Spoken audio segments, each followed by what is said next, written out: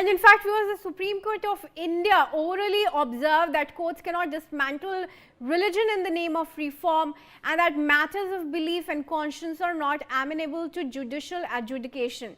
On the 10th day of proceedings, the 9-judge bench raised a series of queries before senior advocate Indira Jaising, who appears for 2 women that entered the Sabarimala temple following the 2018 ruling that lifted the prohibition on women aged 10 to 50. Jaising contended that the individual right to religious freedom under Article 25(1) must take precedence over the collective rights of religious denominations under Article 26. She argued that courts cannot remain entirely hands-off in matters of faith, as the power of judicial review is integral to the constitutional framework. Emphasizing the evolving nature of the Constitution, she said fundamental rights must be interpreted holistically rather than in isolation, adding that religious practices are dynamic and subject to reform over time. Delineating the scope of the plea, she clarified that the claim under Article 25(1) is confined to the right of entry into the temple and does not intend or extend to modifying religious rituals or ceremonies which remain protected under Article 26. Let's go across to Sambhav Sharma. Sambhav, of course, court continues to hear the case. Any significant developments, and particularly the arguments that were made today in court?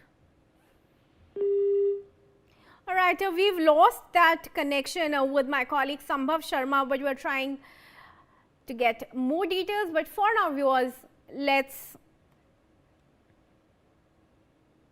get you some more details on this. The Sabarimala hearing updates that we are getting. In the latest, we have a statement from senior advocate Indira Jaising, who is appearing for 2 women that had entered the temple following the 2018 ruling. In fact, Jaising contended that the individual right to religious freedom under Article 25(1) must take precedence over collective rights of religious denominations under Article 26. Let's go across to my colleague from the newsroom. In fact, Shivani Singh is there with me. Shivani, a crucial statement, of course, coming in from Indira Jaising, senior advocate. But there are several pleas in connection to the Sabarimala case, and primary contention that is there is how Article 25 and 26 and even 19 be restored in giving the verdict. Absolutely. Remember, Kriti, that this is the 10th day of the hearing that we are looking at in this Sabarimala case, and this is where the Supreme Court is stating that a person's fundamental right to freedom of religion is to be held superior to the identical right of a group or a denomination, and that it could lead to dangerous consequences, and that the court does not want to be a part of the process for annihilation of a religion. So that was the main point that was being discussed. In fact, like you stated, Indira Jaising was appearing for Bindu, who is Bindu Amini, a lawyer and a social activist who was manhandled when she was trying to attempt to enter Sabarimala after the 2018 SC judgment, and after that, this entire case that took place, this was happening, and Jaising stated that there was no theological bar on women entering any public